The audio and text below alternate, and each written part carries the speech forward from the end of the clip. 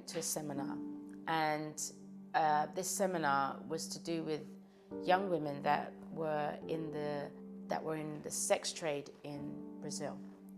I sat there listening to the young lady talking about the experiences of young children that are caught into this situation. I think throughout the whole seminar I cried. I couldn't actually stop crying. Have you ever had to have sex with somebody for money? Yes. You have? How many times? Quantas vezes já? Bocado de vez. Lots of times. A lot of times. A lot of times. And how much money? How much does it charge? How much it cost? R$50. Five reais.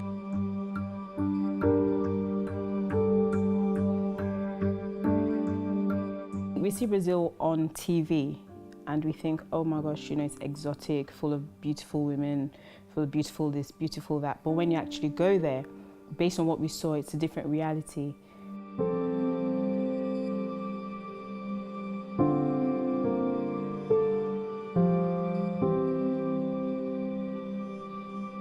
Passei 2 horas com 2 homens no quarto, tirando minha vigília. Depois que eu fugi, eu fui pra rua. Fiquei morando na rua, dormindo em praça, dormindo debaixo de ponte.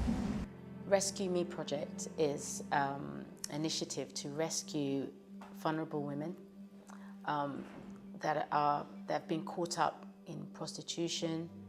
Maybe they've been involved in domestic violence. Maybe they're drug abusers. But it's an initiative really to reach out to broken women, very vulnerable women, women that don't have a voice sometimes, and they can't get any sort of support. And so that's what this is.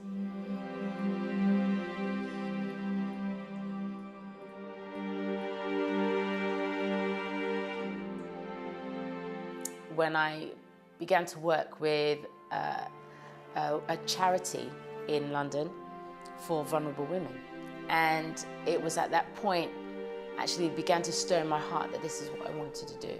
Eu tinha 13 anos quando eu comecei. I was a call girl. I was 13 when I started. At first, she didn't tell her unemployed mother. Ela chorou, aí pediu. When she discovered I was 15, she cried and asked me to stop. But I said, Mom, it's easy money.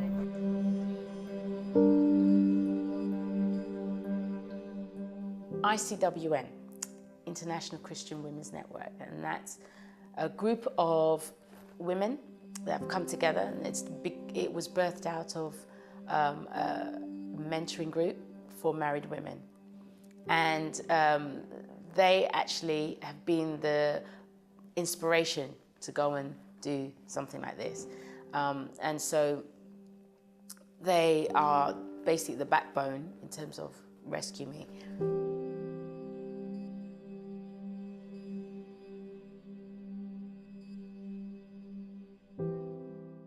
About a year ago, what we did is that I started feeling that this is what we needed to do as women, you know, really go out and to minister to these women that are vulnerable in this situation.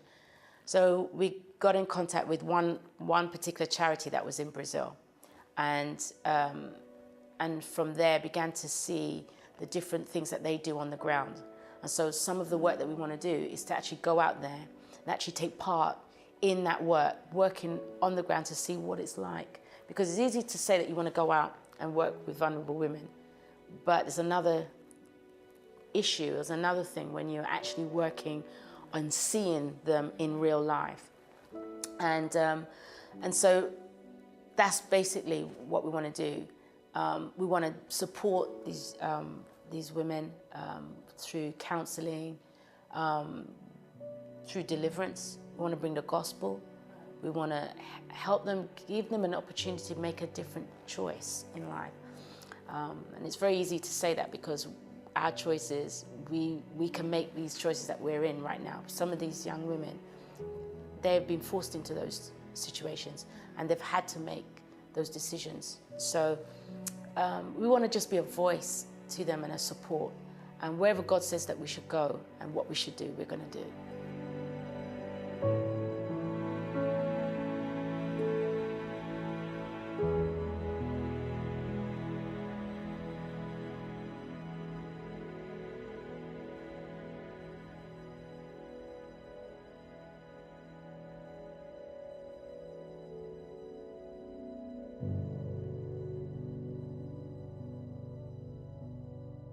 Rio is full of lovely people, lovely, friendly people.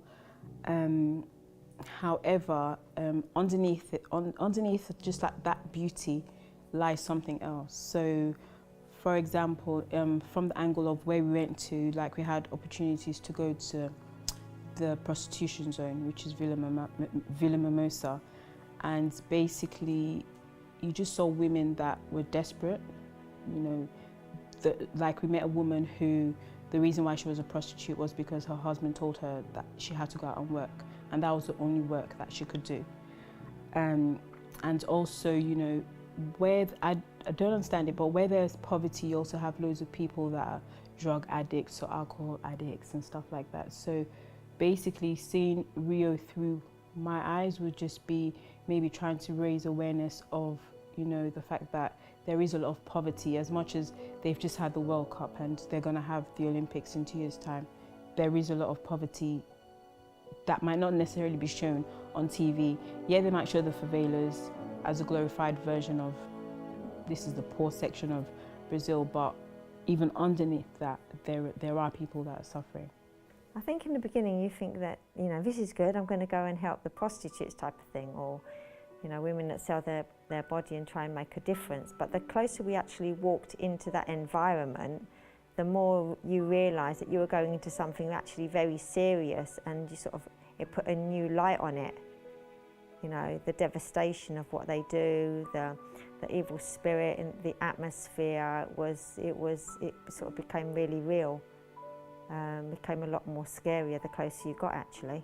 Muita violência dos homens. She's been through a lot of violence from men. De todos e todos. From everyone. Já passei de morrer na mata, ser estuprada. Died in the woods. De tudo. She was raped. Everything. On a few occasions, we actually, you know, with a translator, we spoke to some women who told us their stories. And some of the stories were just, there was a lady we met, she was an older lady, she was probably in her 50s. And she was in her 50s. And our translator asked and said, how did you end up here? And her story was, she owned a bar, she had a restaurant and a bar. She's got a daughter, she's about 16 years old. Her daughter lit a candle and it set the bar and the place on fire. And that was it. That was the end of her livelihood. So she had to go out onto the street. And that's what she had she said she had no choice. That was what she had to do. Her livelihood was gone.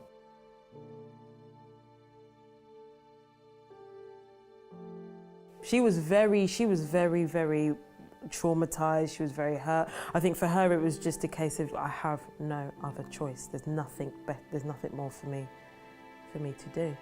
How young is the youngest child you've seen here who has been picked up for sex? 10, 12, 13, 14. 10, 12, 13, 14. A idade que tiver não passa. É se engraçar e escolhe. Muitas vai por necessidade, vai porque tá usando isso, vai quando tá alombrada. Go because they're high. Met another lady that I remember, actually I can still see her face. She'd been doing it for years. She had about 5 children. All quite grown up. She couldn't read or write, and her husband sent her out to the streets to work. He didn't work and he had sent her out, you know, and that she'd been doing it for so long, it was as though she was quite numb. She told her story very matter of fact. It was very much like, yeah, it's just, this is what I do. Again, she felt as though there was no real other option, because she said, well, she can't read, she can't write, she can't, well, what else is she going to do? And that was, you know, those were some of the challenging, you know, when people are telling you those stories and you're thinking, wow, you know?